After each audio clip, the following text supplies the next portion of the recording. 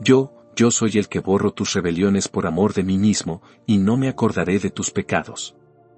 Isaías 43, 25. Porque perdonaré la maldad de ellos, y no me acordaré más de su pecado. Jeremías 31, 34. Porque seré propicio a sus injusticias, y nunca más me acordaré de sus pecados y de sus iniquidades. Hebreos 8, 12. Y nunca más me acordaré de sus pecados y transgresiones. Hebreos 10, 17. Ustedes ven que todos estos textos se asemejan en su declaración de que el Señor no se acordará de los pecados de su pueblo. He tomado 4 de ellos con el propósito de hacer que la base de mi sermón sea firme como el diamante. Está escrito, por boca de 2 o 3 testigos se decidirá todo asunto. Entonces, aquí tienen a Isaías y a Jeremías, 2 santos del Antiguo Testamento afirmando lo mismo, ¿no es esto suficiente? Sumado a ellos, tienen al autor de la epístola a los Hebreos, quien, con toda probabilidad, fue Pablo, y estos 3 coinciden en lo mismo. Su testimonio unívoco es que Jehová, el Señor Dios, perdonará los pecados de su pueblo, y lo hará de una manera tan completa, que ya no se acordará nunca más de sus iniquidades. Ahora, si yo no predicara nada, y simplemente les presentara a su consideración estos 4 textos, pienso que el servicio debería estar lleno de consuelo para todos los que conocen su culpabilidad y están ansiosos por obtener misericordia. Se medita muy poco en este artículo del credo, creo en el perdón de los pecados. Los hombres petulantemente declaran que creen en él, cuando no están conscientes de algún gran pecado suyo, pero cuando su transgresión se vuelve evidente para el hombre, y cuando se da cuenta de su iniquidad, entonces se vuelve un asunto muy diferente. ¿Cree una persona no regenerada en el perdón del pecado? No lo creo. Nadie cree sinceramente en el perdón mientras Dios el Espíritu Santo no le enseñe esa verdad, y no la hubiere escrito en su corazón.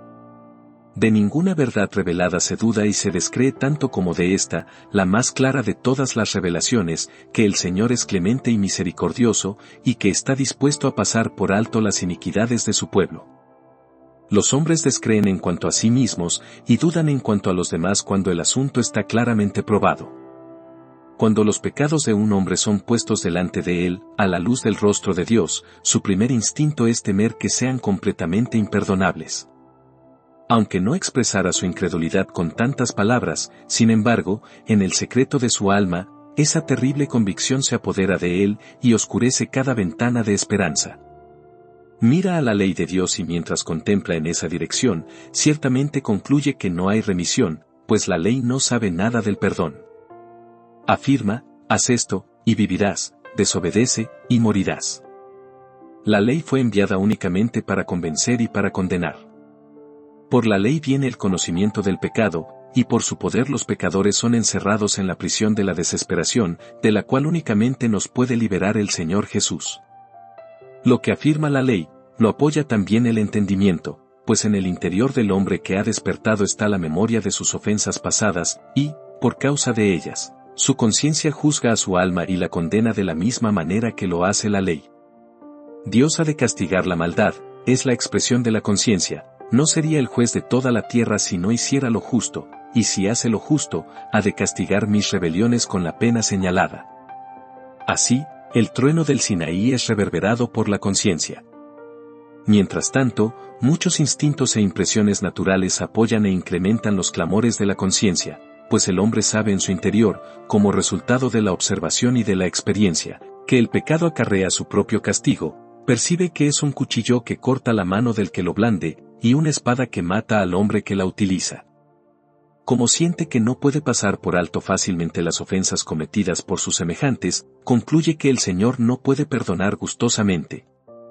Esa porción de la dureza de su corazón ayuda a profundizar la convicción de que Dios no pasará por alto su transgresión, y por ello está terriblemente desanimado y desesperanzado de obtener misericordia. Mientras tanto, el demonio entra con todos los horrores del abismo infernal y amenaza con una rápida destrucción. Ese mismo espíritu infernal que una vez pintó al pecado en radiantes colores y puso delante del pecador el atractivo de la impiedad, ahora entra y se torna acusador, anticipa la sentencia final, y endurece el corazón del hombre por medio de la certeza de que no hay esperanza. Bunyan pinta muy perspicazmente a Diablo cuando estaba atacando la ciudad de Alma Humana, y hace que el Capitán Esperanza Perdida desplegara los rojos colores que eran llevados por el Señor Desesperación, y también habla del redoble rugiente del tambor del tirano, que resonaba terriblemente, especialmente durante la noche, de tal forma que los hombres de Alma Humana tenían siempre en sus oídos el sonido de fuego del infierno, y todo esto con el objeto de impedirles que se sometieran a su príncipe Clemente. De esta manera, por una vez, el diablo coopera astutamente con la ley de Dios y con la conciencia. La ley y la conciencia conducen a los hombres a desesperar de sí mismos, pero Satanás va todavía más allá, y los fuerza a desesperar en lo tocante al propio Señor, como para creer que el perdón por la transgresión es sumamente imposible.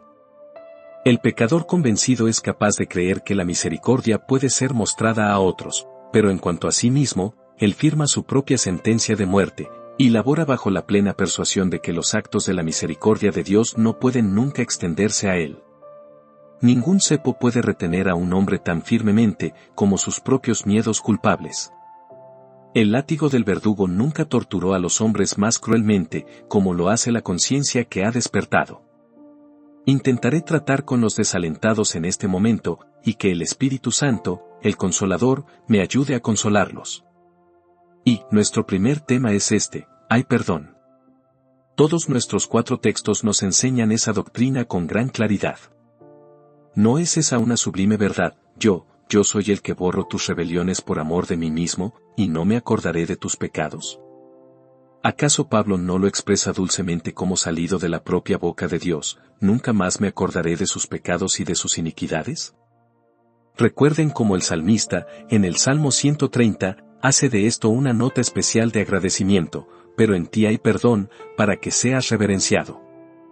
Adoremos al Señor porque se deleita en la misericordia. Permítanme demostrarles, tomando 1 minuto o 2, y espero que sea satisfactorio para ustedes, para aquellos que desesperan, que hay perdón. Esto se muestra, primero, en el tratamiento que da Dios a los pecadores, en tanto que Él perdona sus vidas perdidas. Cuando nuestros primeros padres transgredieron, merecieron de inmediato el castigo. El Señor visitó el huerto y convenció de su transgresión a los ofensores, pero en lugar de pronunciar allí mismo y esa misma hora su condenación, y en vez de echarlos para siempre de su presencia, les habló de una cierta simiente de la mujer que heriría la cabeza de la serpiente. La maldición que debía caer, cayó oblicuamente, descendiendo primero sobre la tierra, y secundariamente sobre el hombre, primero sobre la serpiente, y más suavemente sobre la mujer, cuyos propios dolores de parto habían de producir liberación para la raza, y venganza del enemigo. Tanto el hombre como la mujer recibieron una sentencia separada en trabajo y preñeces, pero, oh, cuán benignas fueron estas sentencias comparadas con lo que pudieron haber sido. Cuán feliz fue el hecho de que, por sobre todo, estaba la mano perdonadora de Dios que les permitió vivir, y su voz alentadora que les prometía la liberación definitiva. ¿Los habría perdonado así el Señor si no hubiese tenido la intención de mostrar misericordia? ¿No habría aplastado a una raza pecadora aún en su embrión, y no habría borrado para siempre a aquellos que, no mucho tiempo después, se arrepintió de haberlos creado en la tierra? Seguramente, el Señor tenía el propósito del perdón cuando se demoró en preguntar: Adán, ¿dónde estás tú? En la mañana de la historia humana, la paciencia del Señor se manifestó y dio una promesa de mayor gracia. Lo mismo es válido para ustedes y para mí. Si Dios no tuviese perdones, ¿no nos habría cortado desde hace mucho tiempo por inutilizar la tierra?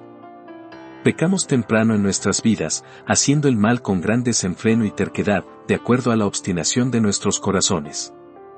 ¿Por qué no dijo entonces: voy a suprimir a estos, solo irán de mal en peor, e infectarán a otros con sus vicios? Por tanto, voy a arrancarlos de raíz para que no se vuelvan dañinos para aquellos que los rodean y una maldición para futuras generaciones.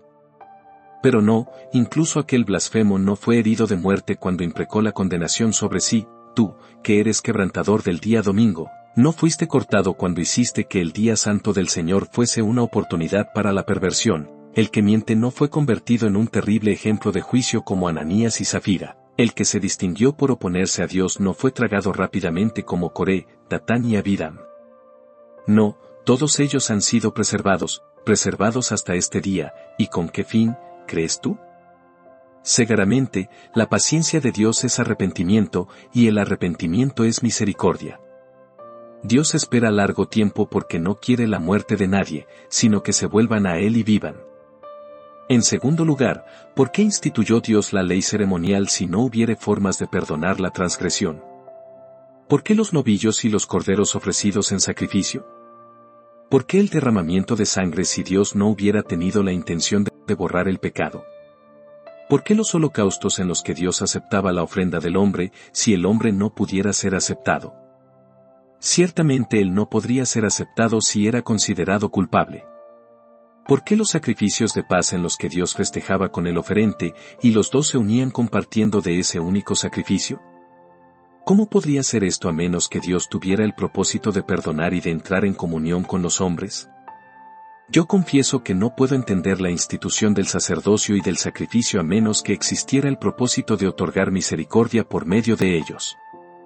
Además, ¿por qué había un tabernáculo para que Dios habitara con su pueblo si no quisiera perdonar sus iniquidades? ¿Cómo podría morar con hombres imperdonables? ¿Por qué había un propiciatorio? ¿Por qué había un sumo sacerdote escogido de entre los hombres que debía entrar al lugar santo y hacer una expiación típica? ¿Acaso un tipo no implica la existencia de aquello que es tipificado? ¿Por qué el macho cabrío, Azazel, que quitaba el pecado en símbolo, si el pecado no puede ser quitado en realidad? ¿Por qué la quema del sacrificio fuera del campamento para que el pecado fuera quitado del pueblo de Dios, si el pecado no pudiera ser quitado? Ciertamente, el designio evidente de toda la economía mosaica era revelar al hombre la existencia de la misericordia en el corazón de Dios, y la eficaz operación de esa misericordia quitando el pecado. Más allá de esto, queridos amigos, si no hubiera perdón de pecado, ¿por qué el Señor ha dado a los hombres pecadores exhortaciones para que se arrepientan? ¿Por qué dice el Señor, vuélvete a tu Dios, guarda misericordia y juicio, y en tu Dios confía siempre? ¿Por qué les dice a los hombres, vuelve, oh Israel, a Jehová tu Dios, porque por tu pecado has caído, llevad con vosotros palabras de súplica, y volved a Jehová, y decidle, quita toda iniquidad, y acepta el bien, y te ofreceremos la ofrenda de nuestros labios? ¿Por qué clama? Por eso pues, ahora, dice Jehová, convertíos a mí, con todo vuestro corazón, con ayuno y lloro y lamento, rasgad vuestro corazón, y no vuestros vestidos, y convertíos a Jehová vuestro Dios. ¿Acaso no es porque puede agregarse, porque misericordioso es y clemente, tardo para la ira y grande en misericordia, y que se duele del castigo? No es verdad, tal como lo dijo Eliú, él mira sobre los hombres, y al que dijere, pequé, y pervertí lo recto, y no me ha aprovechado, Dios redimirá su alma para que no pase al sepulcro, y su vida se verá en luz.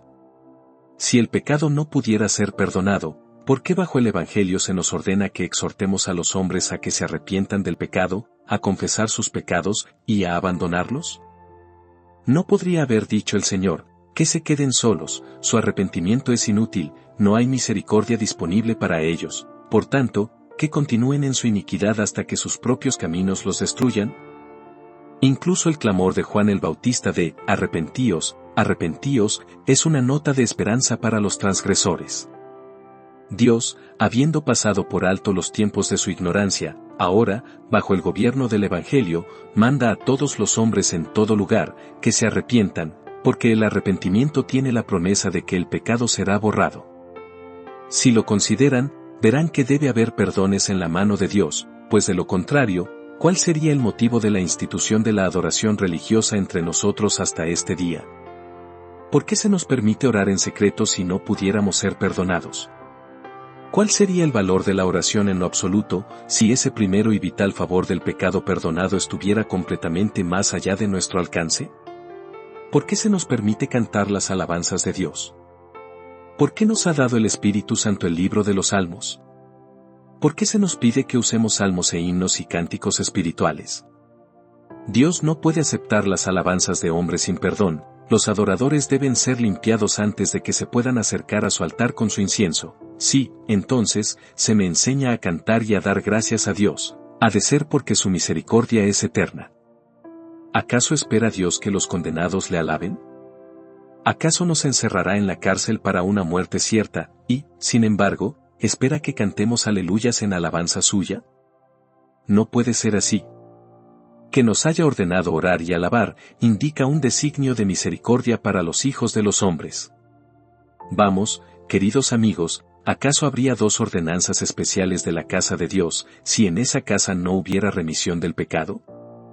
Porque el bautismo de los creyentes tiene la significación de nuestra muerte en Cristo al pecado. Pero ¿cuál sería la razón de esto si no pudiéramos morir al pecado? Significa en el tipo el lavamiento del pecado. Pero, ¿con qué fin y para qué uso, excepto el del engaño, si no hubiera lavamiento del pecado por la abundante gracia de Dios? ¿Qué significado tiene la cena del Señor, esa comida del pan con Dios y la bebida de la copa en comunión familiar con Él? ¿Por qué anunciar la muerte de Cristo hasta que Él venga, si en esa muerte no hay virtud, y si Dios no puede tratar con los hombres sobre términos de amor? En verdad las ordenanzas de la casa del Señor están llenas de invitación para aquellos que deploran sus transgresiones y están dispuestos a venir a Jesús en busca de perdón y regeneración. La propia existencia de una iglesia, y de un ministerio evangélico, y la tolerancia de la adoración divina son promesas y profecías del perdón de los pecados. ¿Qué seguridad de perdón subyace en el ordenamiento, el sello, y la ratificación del pacto de gracia? El primer pacto nos dejó bajo condenación, pero un importante designio del nuevo pacto es conducirnos a la justificación. ¿Cuál es el sentido de un nuevo pacto si nuestra injusticia no puede ser eliminada nunca? ¿Acaso no es este el tenor del pacto según está enunciado en nuestro segundo texto, que el propio Espíritu Santo sea un testigo para nosotros conforme leemos en la epístola a los Hebreos? Este es el pacto que haré con ellos después de aquellos días, dice el Señor. Pondré mis leyes en sus corazones, y en sus mentes las escribiré, y nunca más me acordaré de sus pecados y transgresiones. ¿Qué dices a esto, o tú qué desesperas? ¿Acaso soñarías que Dios puede mentir y que haría un pacto simplemente para burlarse de los pobres pecadores con una esperanza infundada? Oh, no pienses eso, pues hay perdón. Además, hermanos míos, ¿por qué instituyó Cristo el ministerio cristiano y envió a sus siervos a proclamar su evangelio? Pues ¿qué es el evangelio sino una declaración de que Cristo es exaltado en lo alto para dar arrepentimiento a Israel y remisión de los pecados?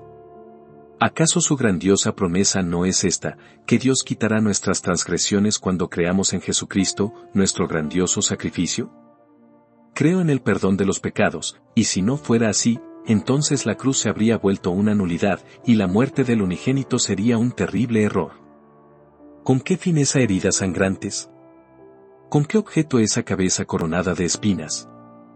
¿Con qué fin ese grito, Eloi, Eloi, lama sabactani? ¿Con qué objeto ese clamor, consumado es? La cruz es la más grande de las realidades, y el núcleo de su significación es quitar el pecado por medio de aquel que en su propio ser llevó nuestros pecados en su propio cuerpo sobre el madero. En verdad hay una fuente abierta para el pecado y para la inmundicia, alma que estás cargada, esa fuente está abierta para ti. Ahora, una vez en el cumplimiento de los tiempos, el Hijo de Dios apareció para quitar el pecado por el sacrificio de sí mismo. Pobre individuo culpable, si tú crees, tu culpa fue quitada por su muerte expiatoria. ¿Por qué se nos ordena tan perentoriamente que prediquemos este evangelio a toda criatura, si la criatura que lo escuche y crea en él debe, sin embargo, permanecer todavía bajo su pecado? Nuestro Señor Jesús ha mandado que el arrepentimiento y la remisión de los pecados sean predicados en su nombre entre todas las naciones, comenzando en Jerusalén. ¿A qué se debe esto, si no hubiera remisión?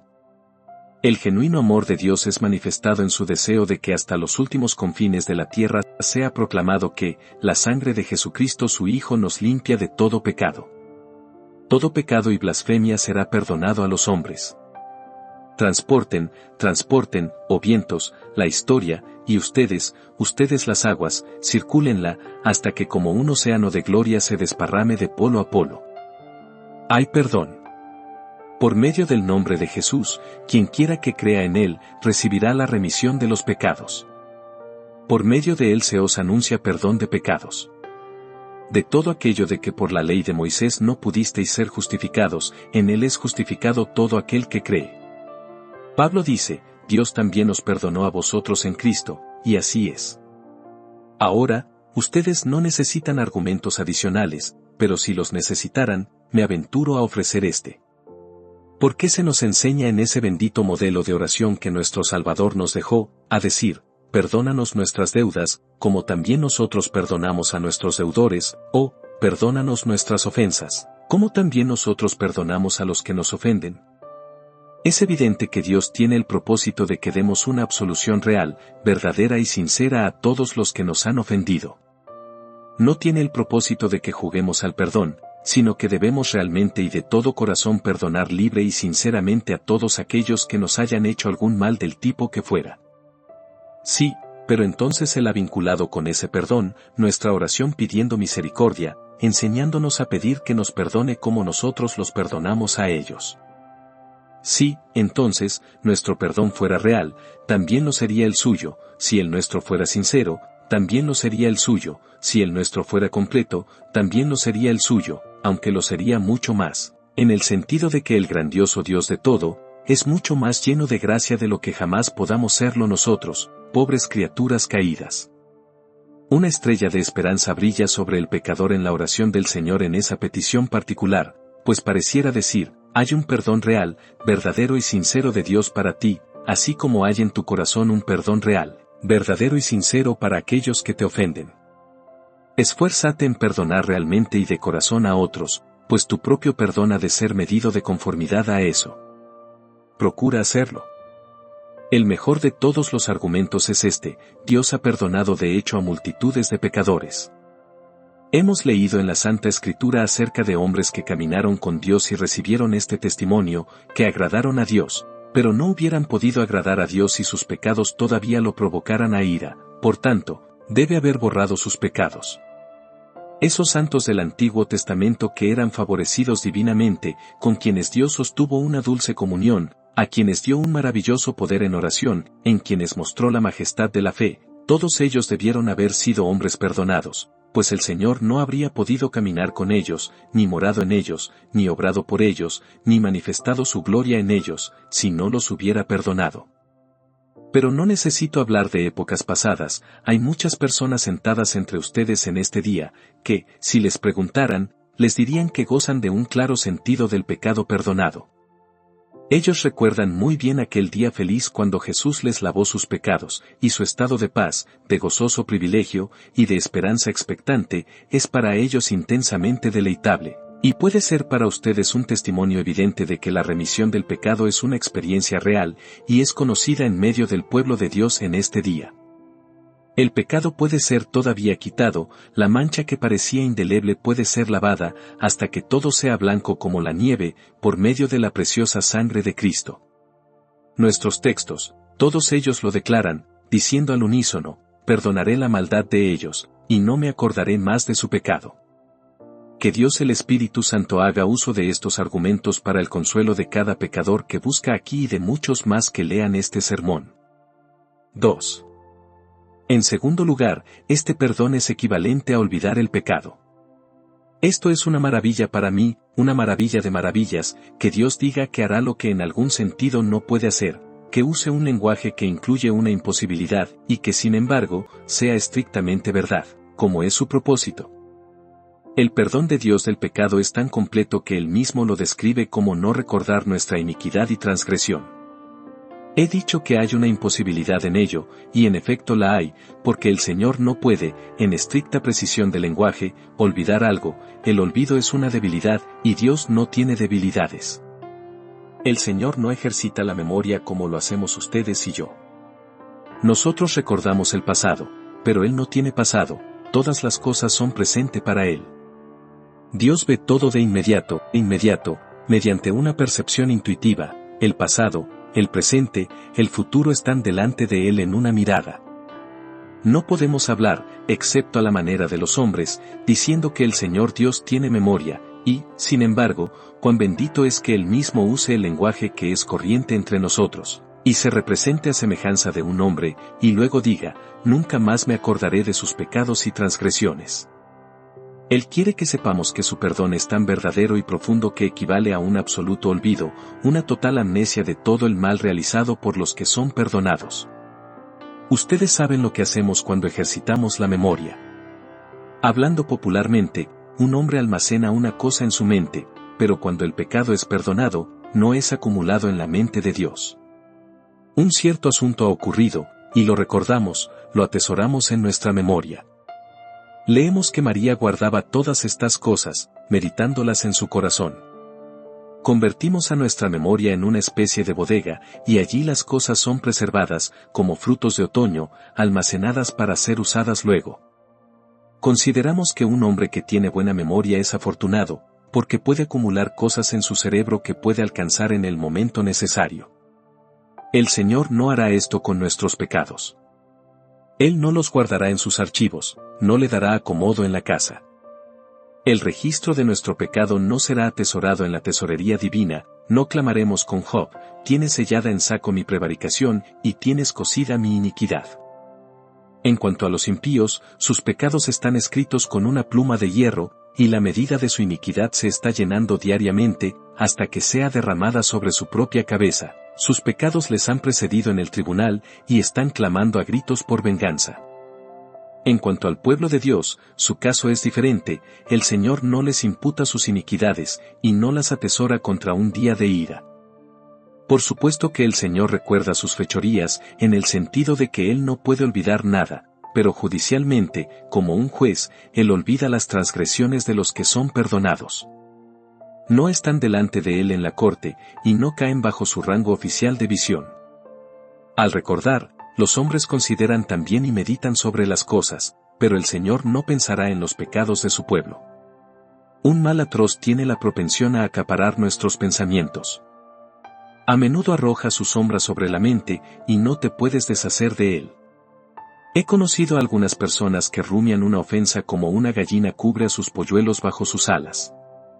El mal se torna peor conforme lo consideran. Observan cuidadosamente la ofensa desde diferentes ángulos, y mientras que al principio estaban indignados, nutren su ira y la calientan tanto que se torna en furia.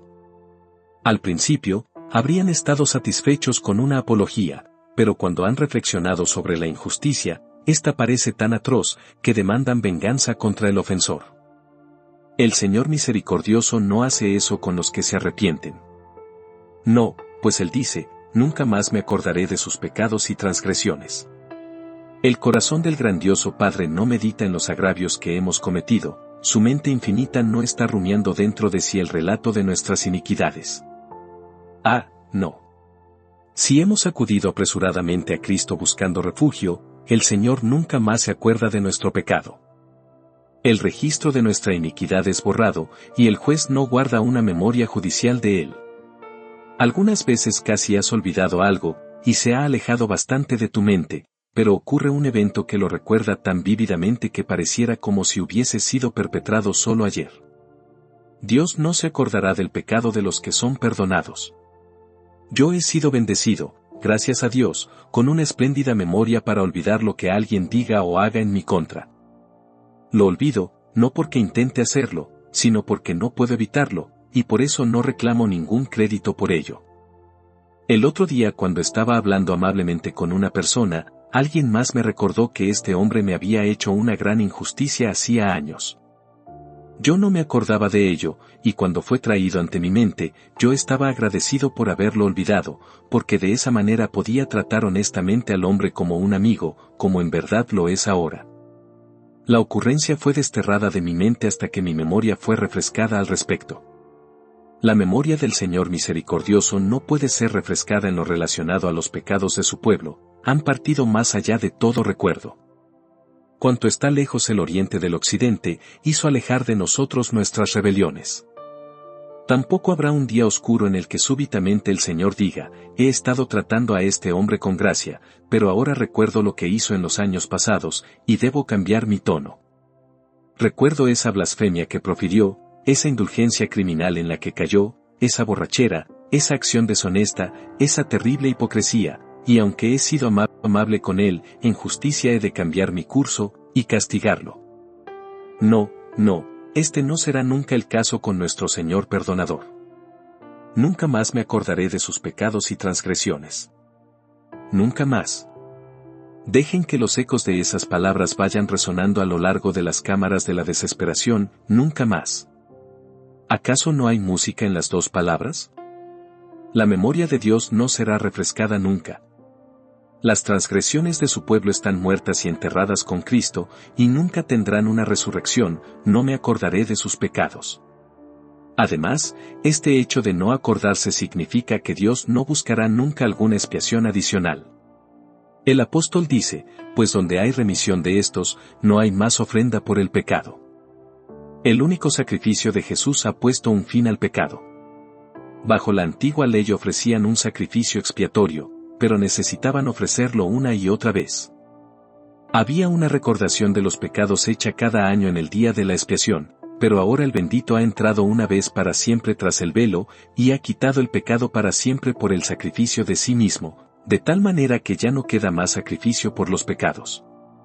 El Señor no demandará nunca otra víctima, ni buscará otra ofrenda expiatoria. Los sufrimientos de Jesús bastan de tal manera que a ningún creyente se le hará sufrir castigo por su injusticia.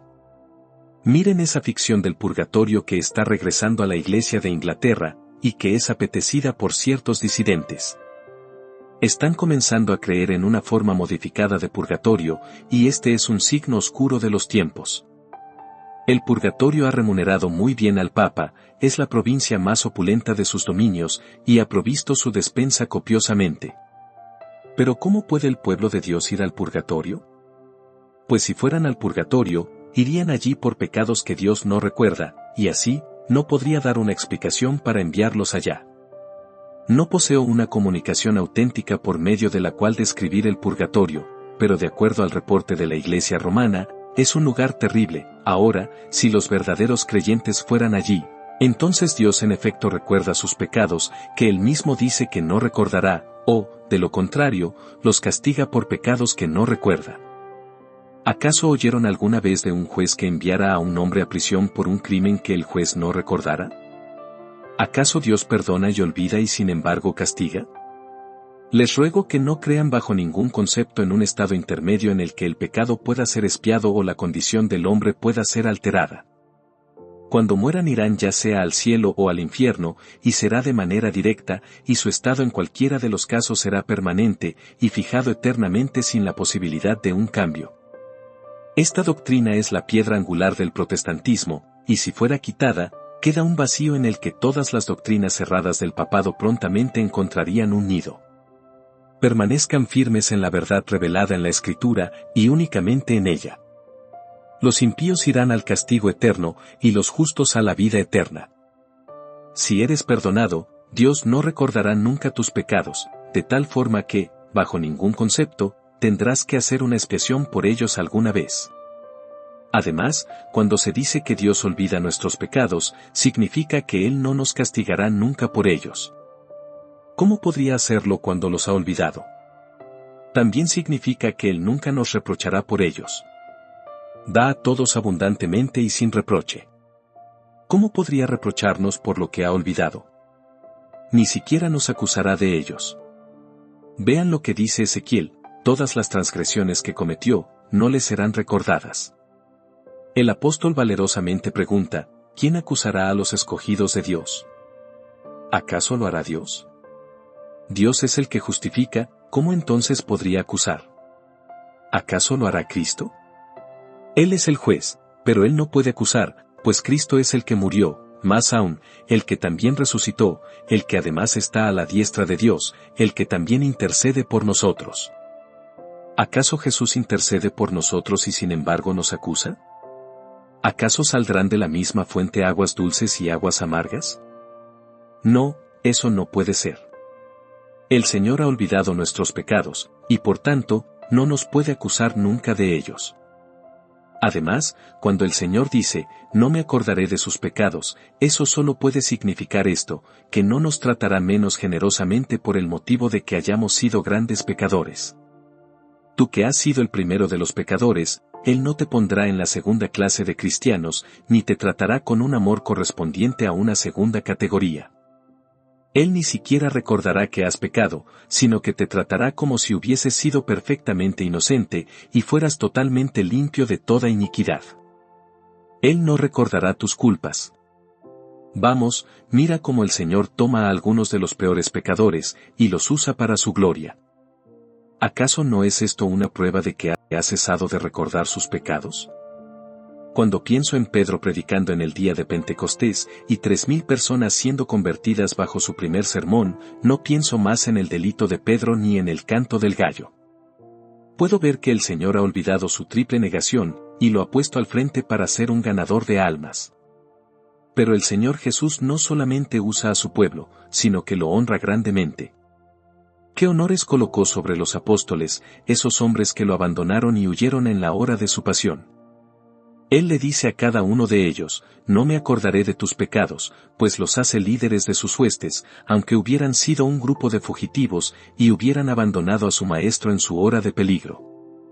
Vean cuán condescendientemente el Señor ha tomado a algunos aquí presentes, y los ha honrado, y les ha concedido que traigan almas compradas con sangre hacia Él, en prueba de que ha olvidado completamente su pecado. Y luego pensar en que nos adopte en su familia, a nosotros que fuimos sus enemigos, y rebeldes, e hijos del demonio. ¿No es maravilloso que nos ponga entre sus hijos, y que incluso nos haga herederos de Dios y coherederos con Cristo? En verdad, cuando fue escrito el testamento por el cual nos hizo herederos con Cristo, esa fue una clara prueba de que el Padre ya no recordó más nuestras iniquidades. Anotar tales negruras en el mismo testamento con su propio amado Hijo, y luego decir, los recibiré y los amaré por pura gracia, esto es una gracia sorprendente. Hermanos, el amor infinito nos ha hecho ser aceptos en el amado, hermosos con la hermosura que Él ha puesto en nosotros, preciosos delante de Él y honorables, joyas en su estuche, y una corona de gloria para Él. ¿Acaso no es este el signo de perfecto perdón? Con todo su corazón Él nos cuida para hacernos bien. En verdad, Él nos bendice con bendición, sí, y nos convierte en bendición. Tendremos gracia en la tierra, y gloria en el cielo. Él nos sentará como objetos de su gracia en el cielo, no en un lugar inferior en los suburbios o detrás de la puerta, sino que nos sentará con Jesús en su trono, igual que Él se ha sentado con el Padre en su trono. Estaremos con Él donde Él está, y contemplaremos su gloria, y seremos por siempre pares en el dominio celestial. Ciertamente todo esto demuestra que Él ha borrado por completo nuestros pecados, y ha resuelto tratarnos como si hubiésemos sido perfectamente inocentes. En verdad los santos son sin mancha delante del trono de Dios, pues han lavado sus ropas, y las han emblanquecido en la sangre del Cordero. Los pecados del creyente no existen más, y la maldad será buscada, y no aparecerá, y los pecados no se hallarán, porque perdonaré a los que yo hubiere dejado, dice Jehová. ¿Quién es un Dios perdonador como tú? ¿Y quién tiene gracia tan rica y gratuita? Oh, que Dios consolara a sus dolientes por este sermón. Tengo una noción en mi cabeza que si cuando estaba bajo el sentido de pecado hubiera podido oír este tema tratado de esta manera, habría encontrado libertad de inmediato. Aunque había estado oculto en el asiento trasero de un balcón fuera de la vista, si solo hubiera escuchado de una misericordia como esta, me habría apresurado a aceptarla. No puedo decir cómo podría haber sido, pues no recuerdo haber oído una declaración tan clara de la gracia ilimitada. Oh, como oro y espero que el Señor conduzca a alguna pobre alma a aceptar esta indecible bendición. Vengan, ustedes que son culpables conscientes, y toquen el cetro de plata de su reinante Salvador. Él está listo para perdonar, la expiación fue hecha y aceptada, el Salvador que murió ha resucitado otra vez, por lo tanto, vengan a Él, y tengan paz. Oh, que el bendito Espíritu los conduzca a sentir el poder de la sangre reconciliadora. 3. Concluyo con el hecho bendito de que el perdón ha de recibirse. ¿Cómo ha de recibirse? Permítanme hablar brevemente, y capten cada palabra y mediten en ella. El perdón ha de recibirse a través de la sangre expiadora. ¿Por qué olvida Dios nuestro pecado? Es por esto, Él mira a su Hijo Jesús cargando con el pecado. ¿Pensaron alguna vez en lo que Dios el Padre ve en Jesús sobre la cruz? Ustedes y yo hemos visto lo suficiente para quebrantar nuestros corazones, pero cuando el Padre vio a su unigénito sufriendo hasta la muerte, esto causó tal infinita impresión sobre su grandiosa alma, que olvidó los pecados por los que su Hijo dio su vida. Al intervenir esa nueva cosa, la cosa más maravillosa que Dios tiene en su corazón, la muerte de su unigénito, se realizó una limpieza total en la eterna memoria de todas las transgresiones de aquellos por los que murió Cristo. Así nos describe Él el misterio del amor perdonador. Queridos corazones, pónganse bajo la sombra de la cruz del Redentor. Confíen en Jesucristo ahora, y esa sangre es en este instante y en este punto aplicada a ustedes, y sus pecados no serán recordados nunca más, porque Él recuerda el sufrimiento de su Hijo en el lugar y posición de ustedes. A continuación recuerden que este olvido de Dios es motivado por sobreabundante misericordia. Dios es amor, su misericordia es eterna, y Él deseaba una salida para su amor. Su grandioso corazón estaba colmado de un deseo de manifestar la gracia que llenaba su naturaleza. Él es lleno de gracia, y quiere otorgarla, y debido a esa resolución divina, Él echa nuestros pecados a su espalda. Vengan, entonces, si desean que sus pecados sean perdonados. Vengan e inclínense delante de la misericordia de Dios. No argumenten mérito sino misericordia. No se atrevan a acercarse al Señor bajo los términos de la ley, sino acérquense bajo los términos de la gracia. Aquí hay una palabra para ustedes que fue pronunciada por un eminente santo cuando se acercaba a su Dios: Señor, yo soy el infierno, pero tú eres el cielo. Aquí tenemos una plena descripción tuya, y una bendita descripción de Dios, como pueda ser descrito. Ven, entonces, pobre merecedor del infierno, y ocúltate en el cielo del amor eterno, y será un refugio de paz para ti por siempre. ¿Cómo olvida Dios el pecado? Bien, es a través de su amor eterno. Él amó a su pueblo antes de que cayera, y Él amó a su pueblo cuando cayó. Con amor eterno, dice Él, te he amado, y cuando ese gran amor suyo lo hubo conducido a entregar a su Hijo Jesús como rescate de su pueblo, lo hizo olvidar los pecados de su pueblo. El Señor amó de tal manera a sus escogidos que dijo: no ha notado iniquidad en Jacob, ni ha visto perversidad en Israel.